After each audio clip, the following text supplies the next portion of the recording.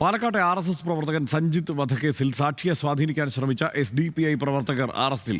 കാവിൽപ്പാട് സ്വദേശി മുഹമ്മദ് ഇല്യാസ്, ചടനാംകുറിശി സ്വദേശി ഇസ്മായിൽ എന്നിവരാണ് പിടിയിലായത്. കേസിലെ രണ്ടാം സാക്ഷിയെ സ്വാധീനിക്കാൻ പ്രതികൾ സാക്ഷിയുടെ വീട്ടിലെത്തുന്ന CCTV ദൃശ്യങ്ങളും പുറത്തുവന്നു.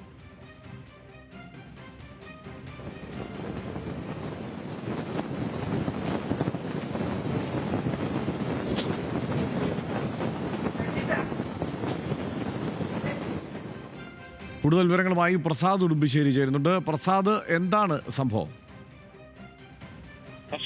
ഇന്നലെയാണ് ഈ രണ്ടുപേരെയും അറസ്റ്റ് ചെയ്തിട്ടുള്ളത്. SDPI പ്രവർത്തകരായ മുഹമ്മദ് ഇല്യാസ്, അതോടൊപ്പം തന്നെ ഇസ്മായിൽ എന്നിവരെയാണ് പാലക്കാട് നോർത്ത് പോലീസ് അറസ്റ്റ് ചെയ്തത്. ഈ സഞ്ജിത്ത് വധക്കേസിൽ രണ്ടാം സാക്ഷിയായിട്ടുള്ള ആളെ സ്വാധീനിക്കാൻ ശ്രമിച്ചു എന്നുള്ളതാണ് ഇവർക്കെതിരെയുള്ള പരാതി.